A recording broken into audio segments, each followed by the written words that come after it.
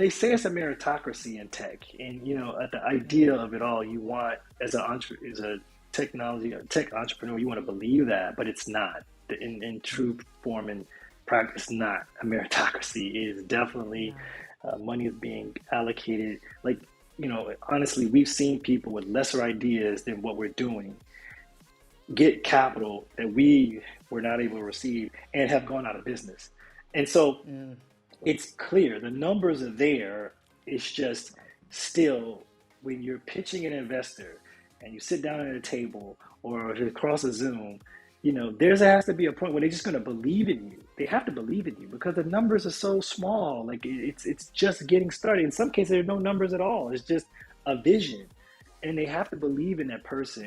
And honestly, they just look at. A lot of times, I feel like they look across the table and they're like, I just don't believe in that person the way I would believe in another person that looks a little different than them. And that's the essence of what's happening. And I think, like I said, it's one of the things that happens to every person of color, and especially I think women. Even it's a double issue for women, right? It's for me as a Black man, but for Black women in tech, it's even worse.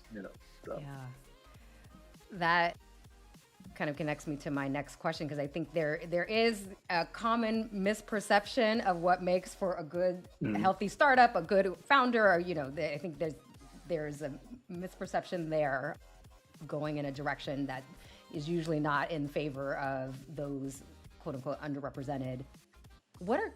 From your standpoint, what are some common misperceptions around leadership in itself that are present that may be informing this as well? Like what would you say when you think about that?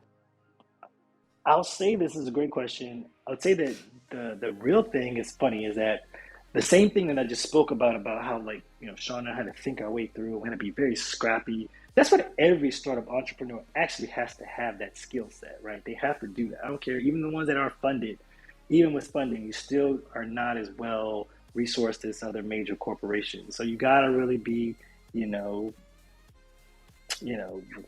thrifty and crafty and just efficient. And what's interesting is that when you think of like 2 or 3 categories, one, people who come from underprivileged backgrounds or lesser resources are already accustomed to making something out of nothing, right? We already know how to do that. Already know how to go into the kitchen and whip up something out of some scraps and make it into a meal. That's what happens in the underrepresented communities. I don't care if it's Latino, Asian, African American, on and on and on, across multiple groups. They know how to do that.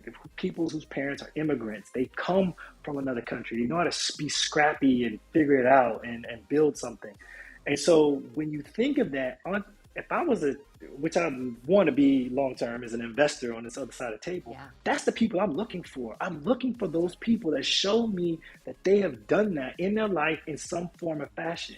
And then let me double tap on that. I am very biased towards women in business. I always have been. My mom has been, like I mentioned to you, my parents, she led and really was very successful in business. I believe women are the epitome of that. When you think about who actually knows how to multitask the best, and I'm being very general, I know that, but when you think of great multitaskers, you think about great communicators, you think about having emotional intelligence, you think about all the key aspects you want in leaders, women really bring that to bear, most do. And so you talk about where these venture capitalists, investors are missing the ball. They're missing those skill sets that are innate to great leaders, and not realizing that these individuals have them and can therefore create some of the best and most successful businesses. So I do think that is kind of, I think, where the essence of your question, which is, I think we really should be looking at those skill sets. This podcast is great because it's talking about them and uncovering those skill sets, and then saying, well, who really does have those, and how can we, duplicate that in everyone? We want everyone to be a great leader, but then also when these women or these people from underrepresented communities are coming to the forefront, they got a great opportunity to be able to build something special. And I always want to say the key phrase that I learned from, Paul Judge used to always say, you got to build something from nothing when you're a startup entrepreneur. Yeah. You're starting from zero. And so you got to sometimes think people who know how to get out of mud can really help you build something pretty great. Right. Yeah. I think that just thinking about, your trajectory with Culture Genesis, All Def, and having to get quote unquote out of the mud, in that process, you're creating like an airtight business that wasn't afforded the cushions of other entities, and yet that actually makes a better business in a sense. So I appreciate that kind of reflection. It does. And the connection to experiences outside of what is traditionally looked to for as expertise, as all those things. I mean, I think there is, of course, something to be said about MBA and then some of these skill sets around business foundations, but there's so much more.